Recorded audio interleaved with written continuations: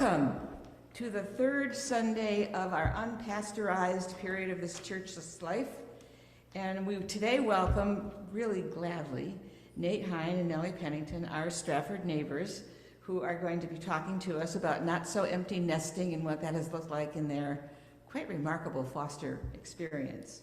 Does anyone have any announcements? Anybody? Anybody online? Is there anybody online then? No? Okay, then we don't need to worry about the online people, because they're not there. In that case, let's go ahead and have the prelude from Anamika.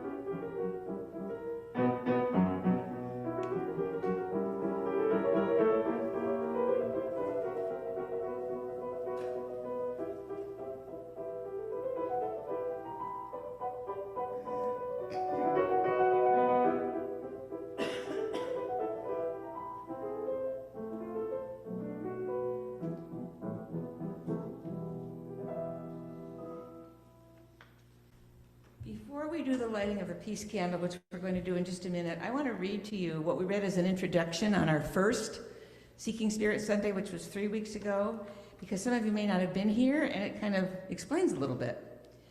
Welcome to the third Seeking Spirit Sunday.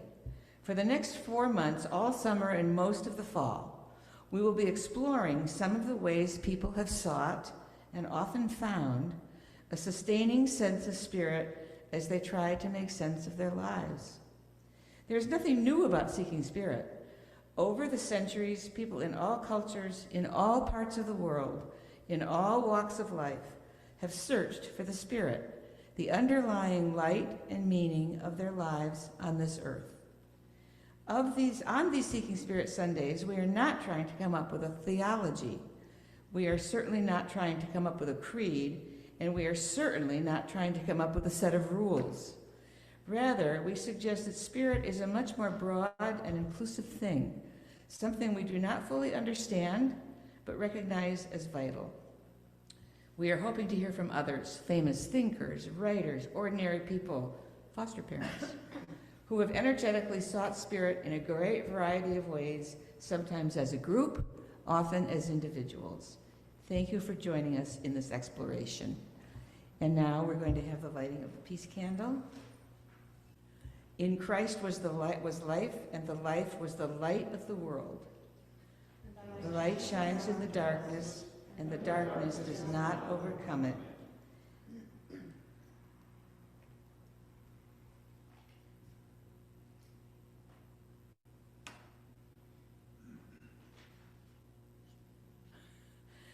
Let us pray for peace and the things that make for peace as we light the peace candle. And now please join us all together as we sing, It's Me, It's Me, It's Me, O Lord, the red hymnal, the Methodist hymnal, the bright red one, number 352. Thank you.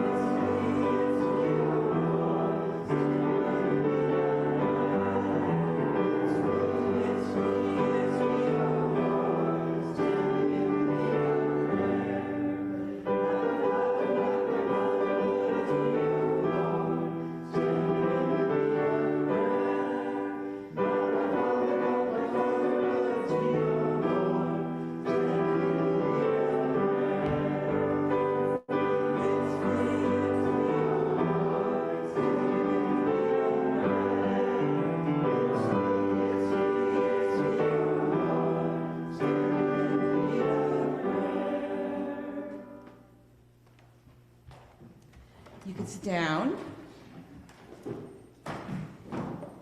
And we're going to have our first reading, which is a short reading, and some of you have probably read this before, years ago, and if not, you'll like hearing it, and if you have read it before, you'll like hearing it again. On Children by Khalil Gibran. And a woman who held a babe against her bosom said, "Speak to us of children." And he said, "Your children are not your children. They are the sons and daughters of life's longing for itself. They come through you, but not from you. And though they are with you, yet they belong not to you. You may give them your love, but not your thoughts, for they have their own thoughts. You may house their bodies, but not their souls, for their souls dwell in the house of tomorrow, which you cannot visit, not even in your dreams. You may strive to be like them, but seek not to make them like you. For life goes not backward, nor tarries with yesterday. You are the bows from which your children as living arrows are sent forth. The archer sees the mark upon the path of the infinite, and they bend with his might that his arrows may go swift and far. Let your bending in the archer's hand be for gladness, for even as he loves the arrow that flies, so he loves also the bow that is stable. And if you will please now join me in the Lord's Prayer, which is in your pew somewhere. Just look around if you can't see a card. And we're going to read the new version. What we're trying to do on these Spirit Sundays is have a combination of traditional and not traditional. So when we get to the 23rd Psalm, that's very traditional. This is a little untraditional version, so it's just kind of a combination. So just pray with me, please. Creator, Redeemer, Sustainer, way, truth, and life, force of love and light flowing within and all around us. May your realm of compassion, justice, and peace rule our world. Thank you for nurturing and guiding us, forgiving us and helping us forgive, and leading us away from harmful desires. Please save us from all forms of evil, for you are our source, our home, our power, all goodness and beauty forever. Amen. And we'll hear from the choir.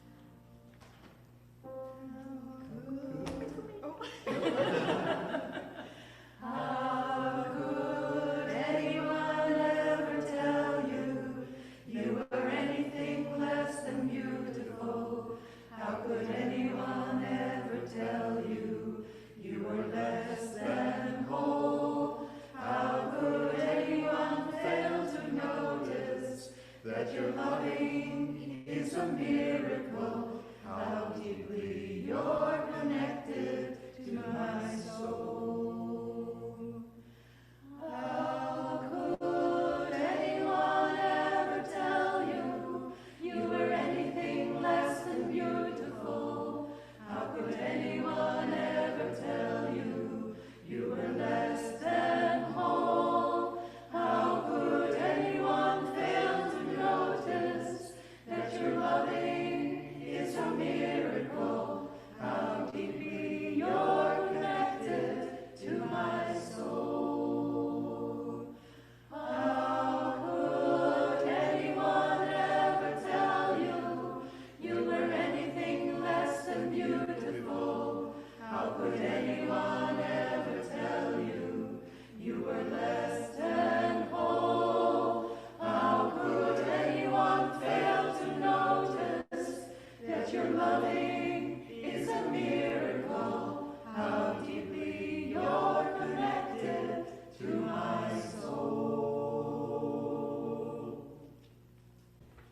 And now it is time for the message from Nate Hine and Nellie Pennington, Not So Empty Nesting. And just a little bit about Nate and Nellie. It's really just a little bit. They have lived in Strafford for a very long time, 33 years. I would have said 25, but I was 8 years off, it turns out. And they have been doing foster parenting. Well, they'll tell you more about this. I'm not going to tell you all this stuff. So they have 2 children who went through Newton School, who are grown up. And they have a lot to share with us today. So a very warm welcome to you guys for being here. So our background is that we raised 2 boys, mostly here in Strafford. We have an engineering and computer science backgrounds, and we've been empty nesters. We've been empty nesters since our younger son went off to college in 2009. We had a little bit of a convoluted path to becoming foster parents. It wasn't something that we had ever talked about doing. Do you want to? Okay, yeah. So yeah, as I was moving away from kind of starting to be semi-retired, I found myself volunteering for a domestic violence organization, doing hotline stuff.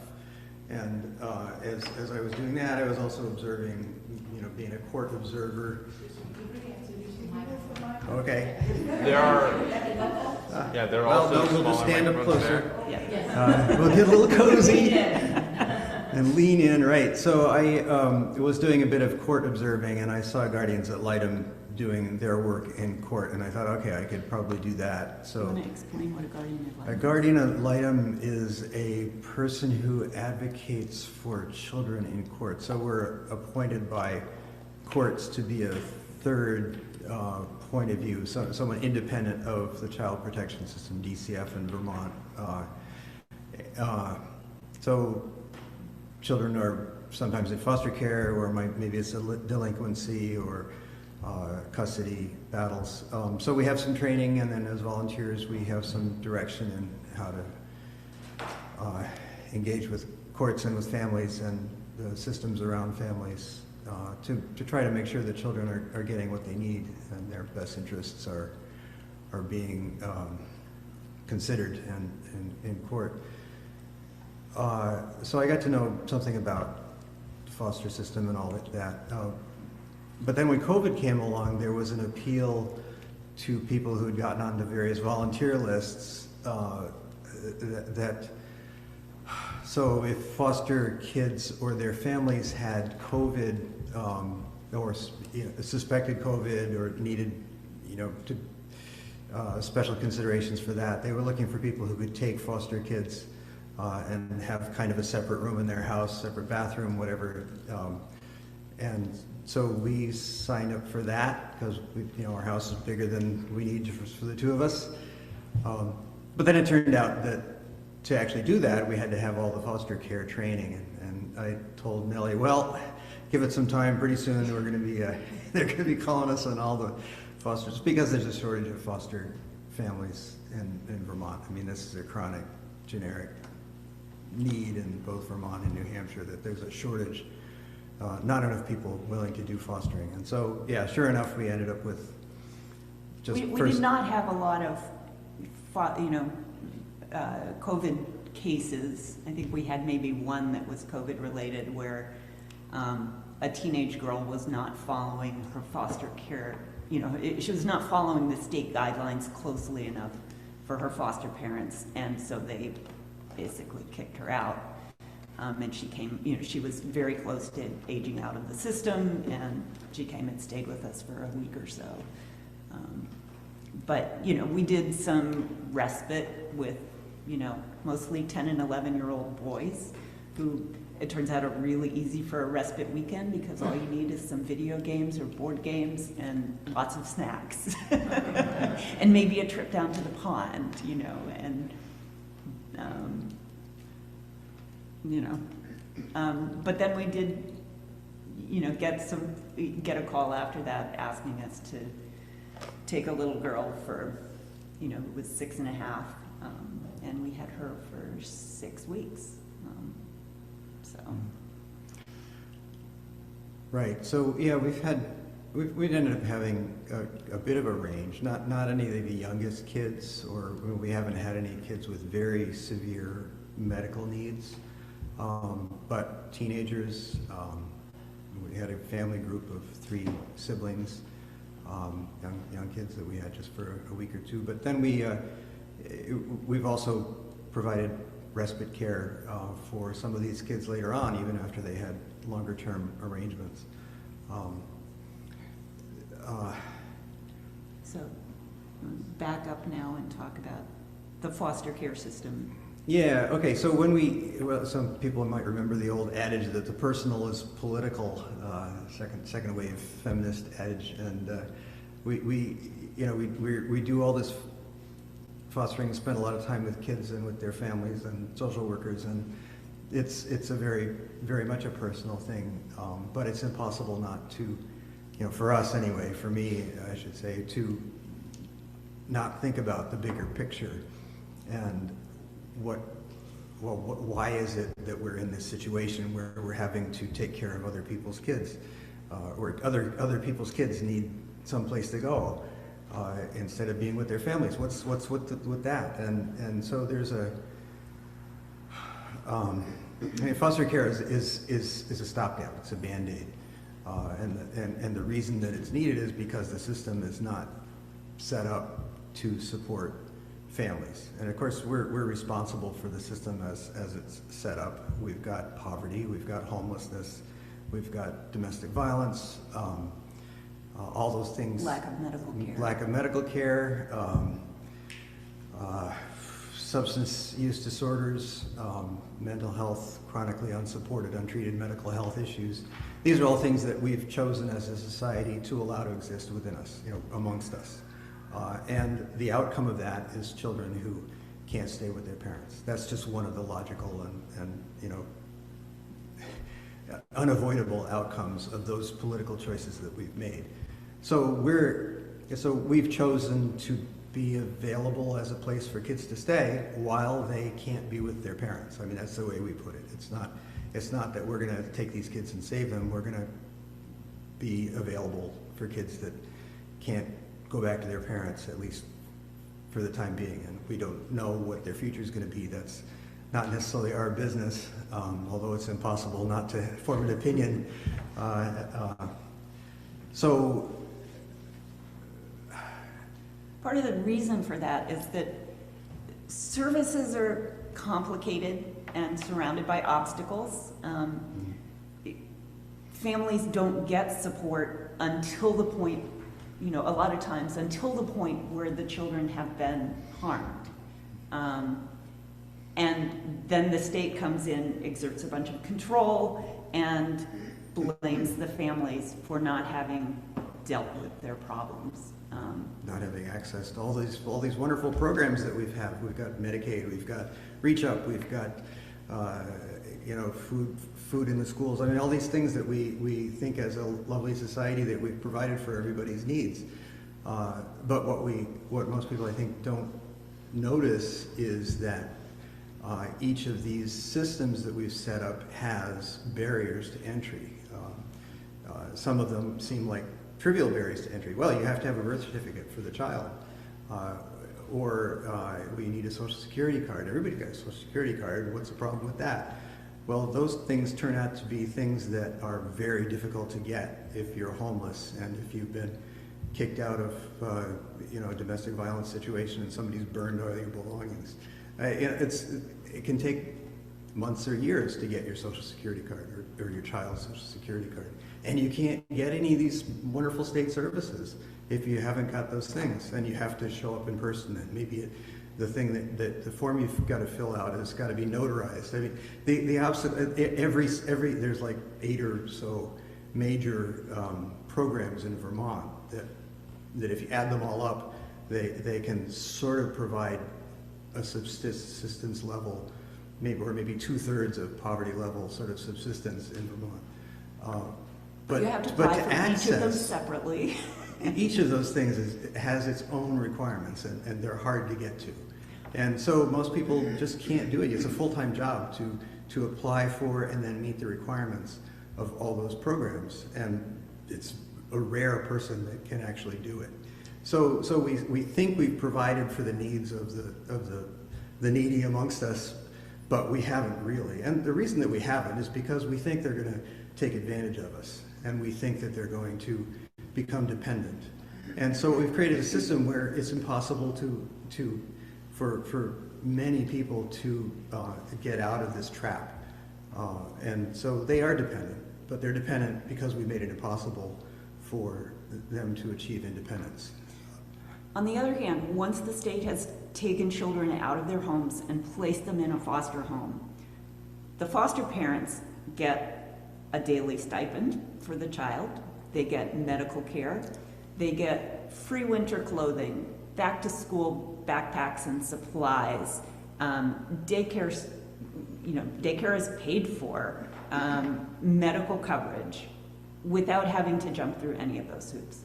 So what if we backed up a step and provided those things for families before we get to the point of saying you failed and we're taking away your children?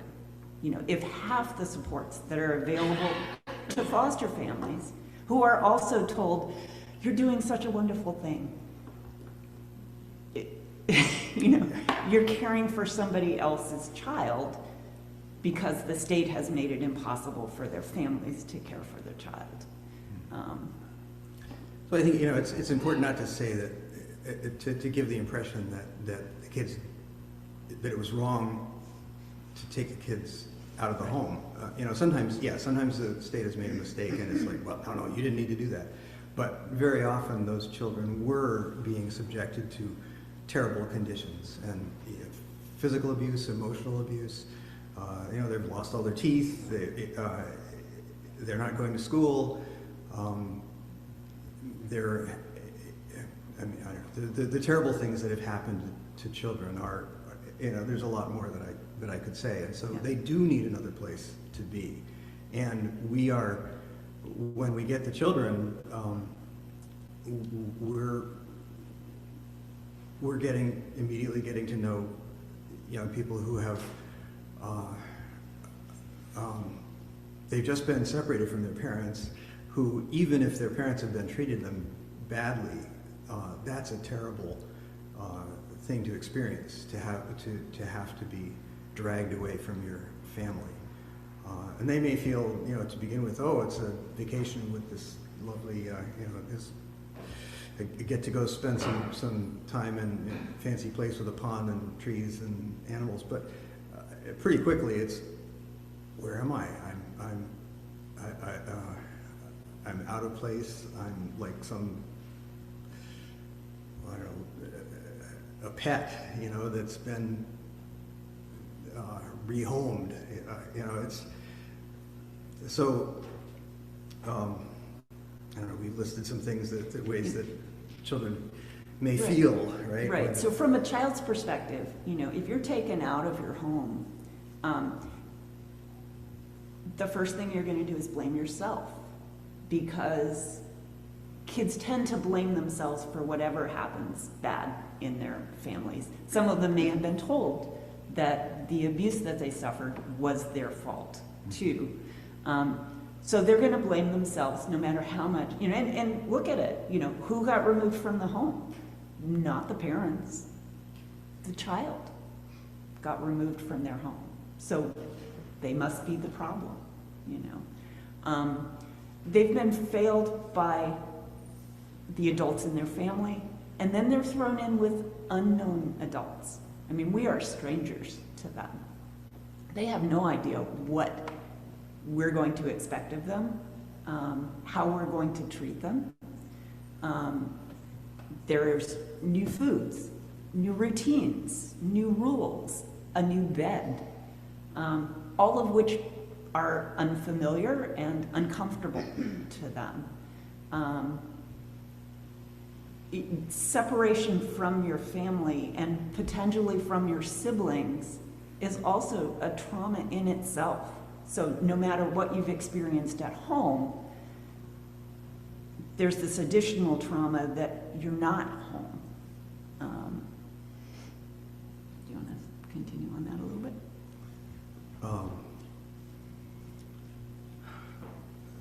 So what we see, of course, with kids is that they respond in whatever way they learn to respond in order to protect themselves, which might be withdrawal, just camping out in their bedroom. It might be rebellion, anger, throwing things, screaming, running away. It might be, constant hugging, constant demand for attention, like let's play together, let's do this, let's do that. I mean, just very constant, or it might be back and forth between the two in a way that seems completely unpredictable. So it can be, I should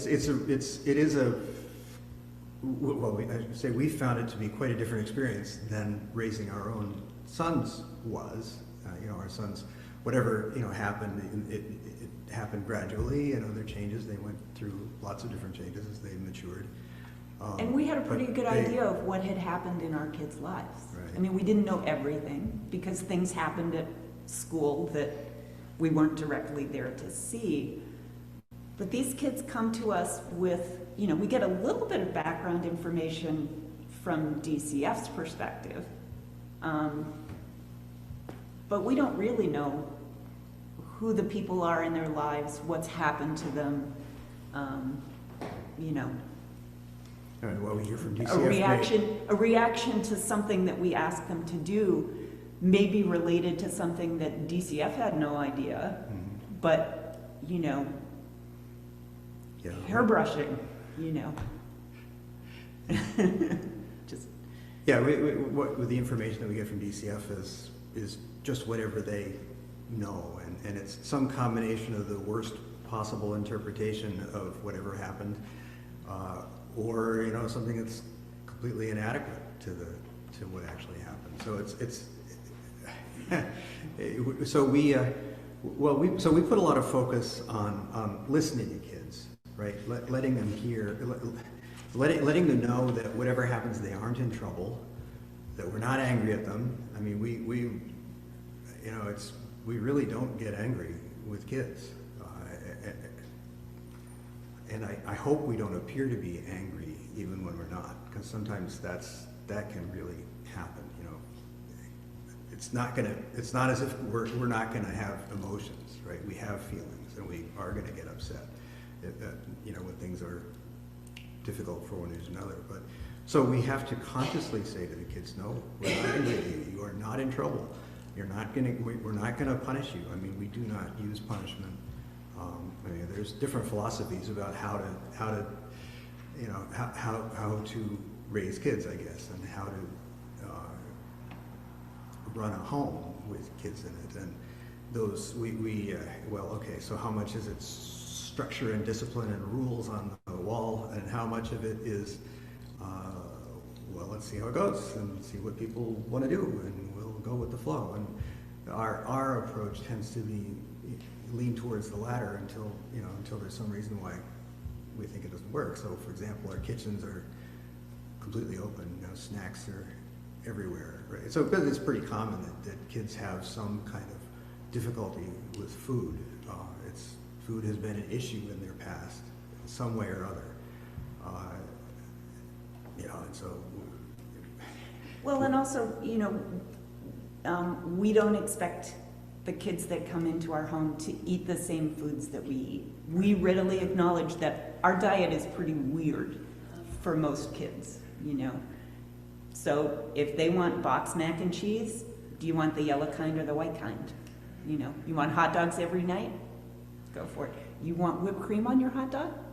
Try it. Sure. Why not? I mean, what's ketchup? Ketchup is a bunch of sugar and some tomatoes. Well, whipped cream is a little sugar and some fat, I mean, Right. We'd rather have kids eat than go hungry. Yeah, so I think in that way we're probably a little bit not quite typical. I think the most common expectation you might hear for a foster parent as well or a foster family is, dinner is at such and such an hour, and you're going to show up when we're going to have a family meal, and everything is going to be normal, and you're going to act like it's normal, so that we are not like that. And whether we upset our family service, the DCF folks or not, I don't know, but we tend to be more on the autonomy side and not on the structure side. Right. Yeah. I mean, every child is an individual, and they have different needs. I mean, I'm the director at Open Fields, and our philosophy is very much that, we take the kids we get for a particular year, figure out what they need, and move them along their path. And that's very much a similar approach to what we do with foster care. Someone may be, 10 years old, but they act like a 4-year-old a lot of the time. Or they may be,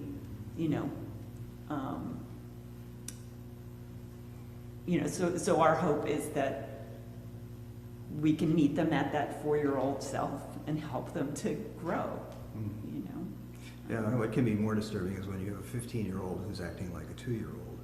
And I can mean that quite literally, like lying on the floor and kicking the floor and screaming, right? I mean, it's aside from the normal range of, normal, right? The typical range of children, which is very wide.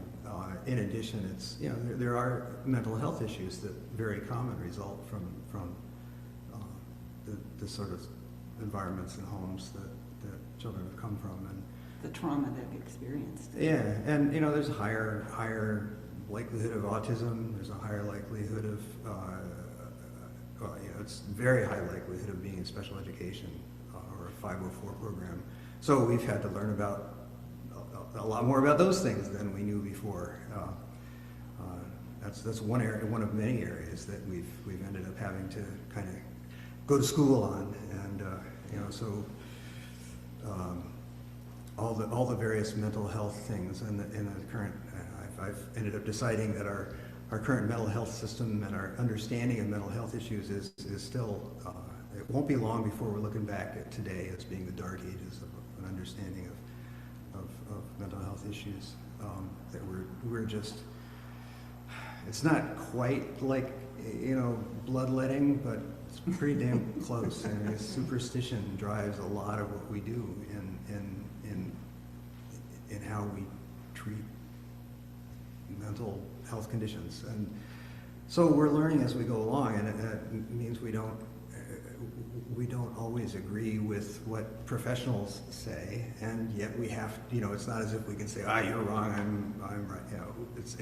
It's a lot of give and take and scratching our heads and talking, and sometimes getting people mad at us because we take positions that might be stronger than they want.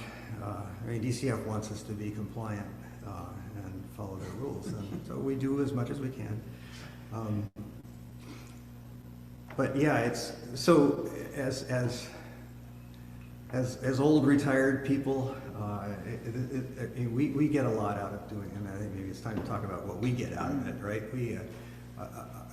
I can imagine I'd be spending a lot of time playing video games and reading novels and whatever, getting kind of sludgy in the head if I weren't doing this, because it's really forced me to really learn stuff.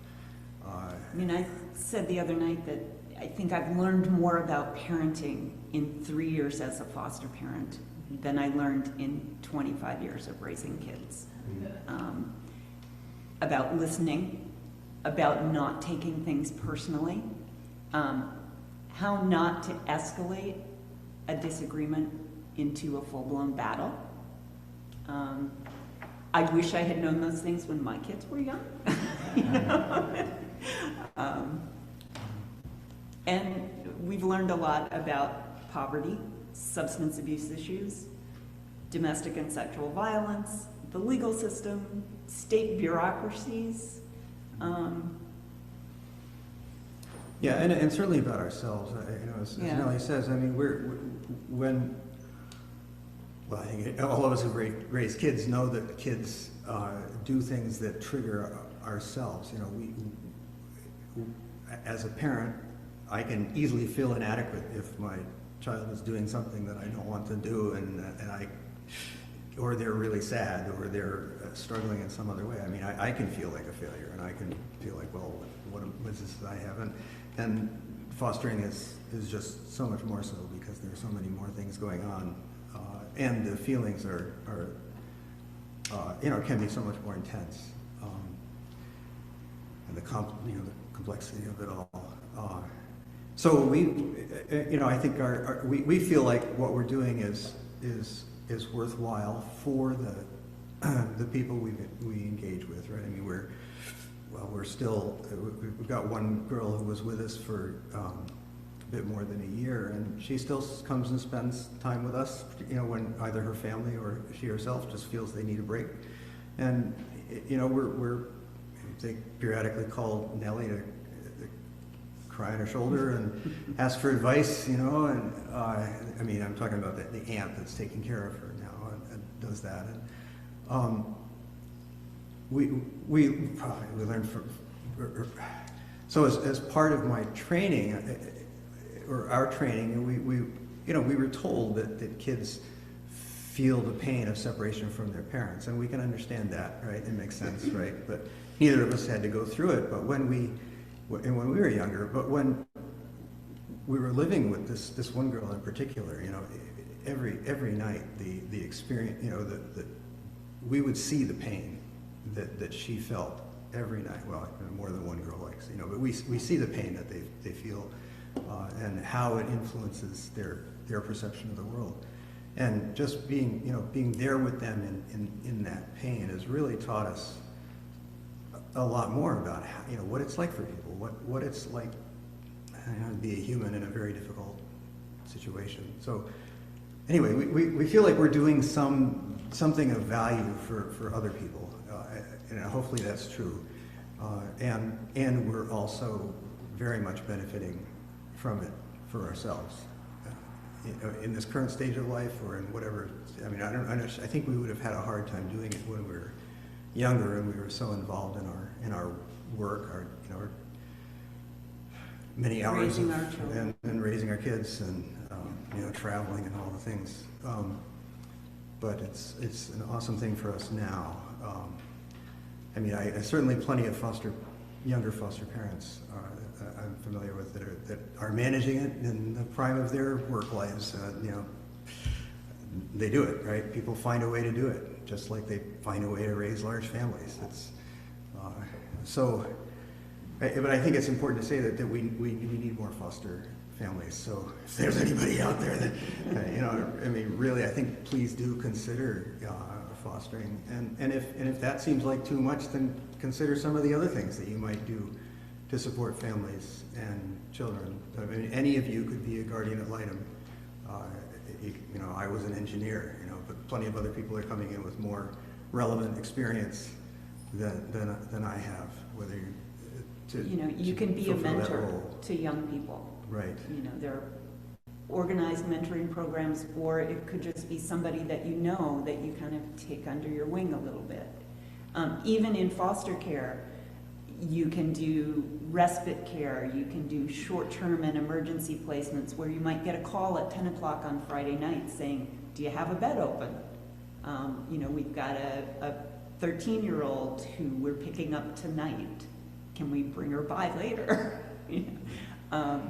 And you can also do longer-term placements. The lack of these, the fact that we don't have enough foster parents in the state, and it's really in the country, means that kids, when they're placed, are often placed hours and hours from their home community. So they're pulled out of their school. They lose access to their friends, etc. Family visits are difficult. Right. And then it's a lot more, again, because of the shortage, it's a lot more likely that if you have a sibling group, 3 or 4 kids, they're going to end up in multiple homes, because not everybody can take 3 kids at once, or 4 or 5 or 6 kids all at once. And then in the case especially of older kids, there's a much more higher likelihood that they'll end up in a residential placement, meaning, I guess we should just define that, group homes or bigger places. So that there's for example, there's a Vermont School for Girls down in Bennington, which has a few dozen girls, I guess, that have a whole range of needs. Some of whom really can't be in a foster home, but others very well could be. But there isn't one available that especially not one that's willing to take someone who's kind of rebellious and might run away. Those are perceived as very difficult things to deal with, and so there are even fewer foster families that are willing to take teenagers, especially teenagers that had already been in a few foster homes. So, but a teenager in a foster home is much more likely to be to do well than having to be in one of these institutional environments. Well, I mean, institutional environments produce results. You can get people that are more compliant, because they're very good at enforcing compliance. But is that really a healthier person who's better off after they've been through an institutional environment? I mean, are people better after they've been to prison?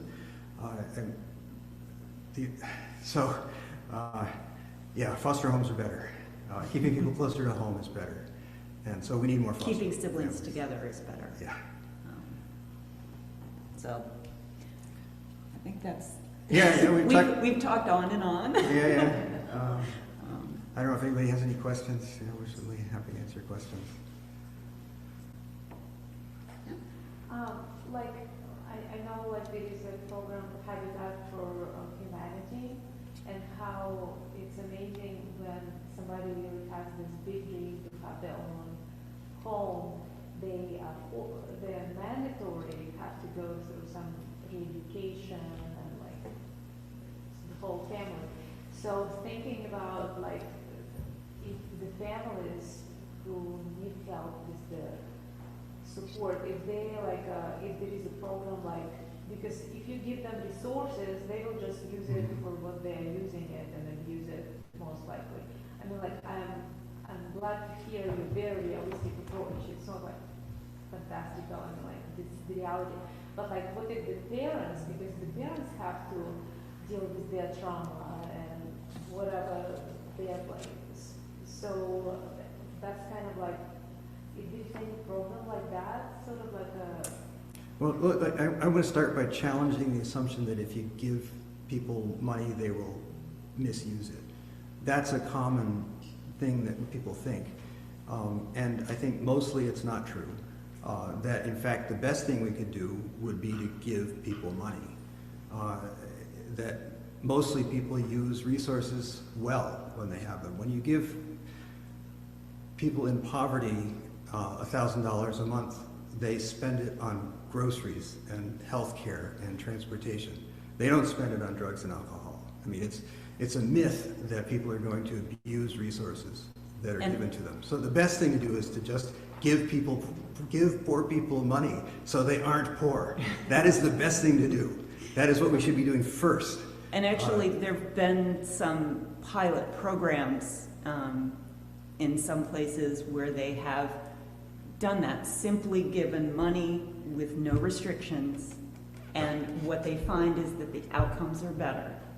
This is an experiment that has been done internationally, many situations across the world, every time it's been successful. And we keep doing it because we don't believe it. We think poor people are poor because they're irresponsible and lazy. That is the thing it's such a compelling myth in our society. We believe that, and we think we have to guide people in the right direction. And the reality is the best thing to do about poverty is just give people money. That is going to solve 75%. I mean, if we just gave people a bunch of money, most of the foster home need for foster care would just disappear by itself. It wouldn't go away entirely because we have other social problems. I mean, we do have to address substance use disorders. we do have to address domestic violence, which is very persistent at every level of society, domestic and sexual violence, and those problems, are responsible for many of the issues that children face. Anyway, you also were talking about, is there a wraparound kind of approach that could actually support families as a whole? And there are international experiments going on in basically fostering the family as opposed to fostering just the child. And I've known families where I feel like, okay, this mom has these teenage kids, and the mom is operating at a level of a teenager herself because of her own background. And what I'd like to do is just provide that family group, the four of them, with a loving environment where their needs are met, and they don't have to, bring dangerous guys into the home because those people are going to help them with, meeting their financial needs. Meeting their emotional needs is a different question, and that's a whole nother level of discussion to have. But yes, we need to work on that kind of thing. How can we wrap the whole family as opposed to just the child, and do it not just when the children have already been harmed, but do it for everyone. Every family,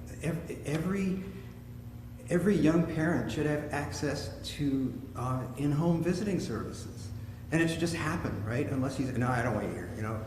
There should just always be people showing up with the basket of goods and help him, because there's a lot of people here who've been parents, and it's hard to be a parent. It's hard to be a first-time young parent, whatever. It's harder even to have multiple kids. So, yes. Any other questions, John? You may have just answered this, but I'm always wondering how you deal with multiple generations where the mother or the father or the grandparent have also been removed from the home. And it's just sort of baked in. Your whole family approach sounds like. So some of those kids are likely to be removed from their family. I mean, if a child has to be removed from their parents, the best thing would be that for them to stay with an aunt or a grandparent or something like that. In some cases, those other adults in the child's life have also been involved with DCF, and DCF will not place the child in a kinship placement because of that. But yes, the generational trauma is real. The other piece that I want to just sort of throw in is that the kids who are more likely to be removed from the home are kids who are in poor families. There's a lot of abuse that goes on. There's domestic violence, there's substance abuse, there's abuse of children that happens in wealthier families, and DCF is much less likely to be called in. They're much less likely to take those children out of the home. So I'm going to bring the microphone up. Okay. I also want to say that there's a different answer to that question depending on which role we're thinking about, right? As a foster parent, we're going to, as foster parents, we're just going to support whoever we're with. We love the one we're with, right? We're going to do whatever we need to make sure that the child in our home is getting the support they need. But to the extent that we can engage with their parents and provide support to their parents, we're going to do that too. And if grandparents too. I mean, but every situation is different. And of course, at a social level, there's a whole different set of answers. Political policy answers, yeah, that's a whole other thing. Do you think there's anything we can do to get the politicians to generate like a common app for those support systems that you were talking about? So if you apply for one, that application, like in a college, instead of applying for a bunch of colleges, you can do a common app.